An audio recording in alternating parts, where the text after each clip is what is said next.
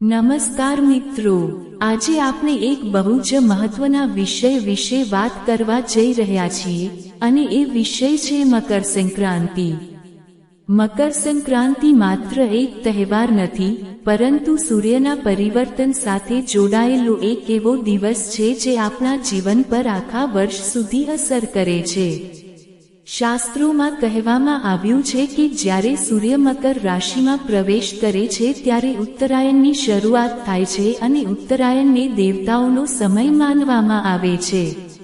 આ સમય દરમિયાન કરેલા કર્મો, સારા કે ખરાબ, બંનેનું ફળ વધારે શક્તિશાળી બની જાય છે। એટલા માટે મકર સંક્રાંતિના દિવસે થતી નાની લાગતી ભૂલો પણ મોટા પરિણામ લાવી શકે છે। ઘણી વખત લોકો અજાણતા એવી બાબતો કરી બેસે છે જેના કારણે વર્ષભર આર્થિક, માનસિક અથવા પારિવારિક તકલીફોનો સામનો કરવો પડે છે। મકર સંક્રાંતિના દિવસે સૌથી પહેલી અને સૌથી સામાન્ય ભૂલ એ છે સૂર્યોદય પછી સૂતા રહેવું। શાસ્ત્ર મુજબ સૂર્યને પ્રત્યક્ષ દેવ માનવામાં આવે છે અને મકર સંક્રાંતિના દિવસે સૂર્યની ઉર્જા સૌથી વધુ સકારાત્મક હોય છે। જો કોઈ વ્યક્તિ આ દિવસે સૂર્યોદય પછી પણ સૂતો રહે છે, તો તે અજાણતા આ ઉર્જાને અવગણે છે। એનો અર્થ એ થાય છે કે તે વ્યક્તિ પોતાના જીવનમાં આળસ, અવસર ગુમાવવાની ટેવ અને મનની નબળાઈને આમંત્રણ આપે છે। ઘણા લોકો કહે છે કે એક દિવસ મોડું ઉઠવાથી શું થાય, પરંતુ શાસ્ત્ર કહે છે કે મકર સંક્રાંતિનો એક દિવસ આખા વર્ષનું પ્રતિનિધિત્વ કરે છે। એટલા માટે આ દિવસે વહેલા ઉઠીને સ્નાન કરવું, સ્વચ્છ કપડાં પહેરવા અને સૂર્યને જળ અર્પણ કરવું ખૂબ જ જરૂરી માનવામાં આવે છે। બીજી મોટી ભૂલ છે મકર સંક્રાંતિના દિવસે ગુસ્સો કરવો, ઝઘડો કરવો અથવા ખરાબ શબ્દો બોલવા। આ દિવસ શાંતિ અને સકારાત્મકતાનો દિવસ છે। જે શબ્દો આપણે આ દિવસે બોલીએ છીએ તે આપણા મનમાં અને આપણા ઘરના વાતાવરણમાં લાંબા સમય સુધી અસર કરે છે।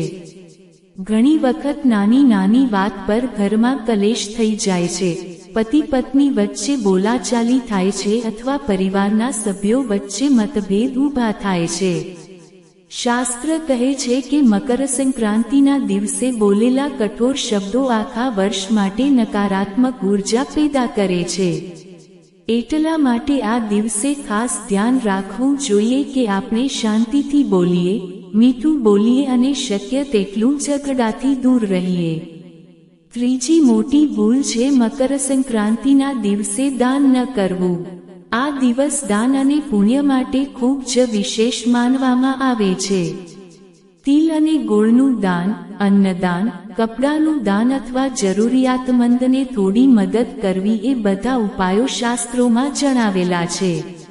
એવું માનવામાં આવે છે કે મકર સંક્રાંતિના દિવસે જે વ્યક્તિ ક્ષમતા હોવા છતાં દાન નથી કરતી, તેના જીવનમાં પૈસા આવે છે પરંતુ ટકતા નથી। અચાનક ખર્ચ, નુકસાન અથવા આવકમાં અડચણ આવી શકે છે। દાનનો અર્થ મોટું દાન જ નહીં, પરંતુ મનથી આપેલું નાનું દાન પણ ઘણું ફળ આપે છે। એટલા માટે આ દિવસે કંઈક ને કંઈક દાન જરૂર કરવું જોઈએ। ચોથી ભૂલ છે મકર સંક્રાંતિના દિવસે ખોટું બોલવું અથવા છેતરપિંડી કરવી। મકર સંક્રાંતિને પ્રકાશ અને સત્યનો દિવસ માનવામાં આવે છે। આ દિવસે ખોટું બોલવાથી અથવા કોઈને છેતરવાથી તેનું કર્મ ખૂબ જ ઝડપથી કાર્ય કરે છે। ઘણી વખત લોકો કહે છે કે નાની ખોટી વાત છે, પરંતુ શાસ્ત્ર કહે છે કે મકર સંક્રાંતિના દિવસે કરેલું ખોટું કર્મ આખા વર્ષ સુધી અડચણ બનીને ઊભું રહે છે। એટલા માટે આ દિવસે ખાસ ધ્યાન રાખવું જોઈએ કે આપણે સાચું બોલીએ, કોઈને ખોટું વચન ન આપીએ અને કોઈ પણ પ્રકારની છેતરપિંડીથી દૂર રહીએ। પાંચમી અને છેલ્લી મોટી ભૂલ છે ઘરની ગંદકી અને અવ્યવસ્થા। મકર સંક્રાંતિના દિવસે જો ઘર ગંદુ હોય, પૂજાઘરમાં અવ્યવસ્થા હોય અથવા મુખ્ય દરવાજા પાસે કચરો પડેલો હોય તો તે વાસ્તુ દોષ ઊભો કરે છે।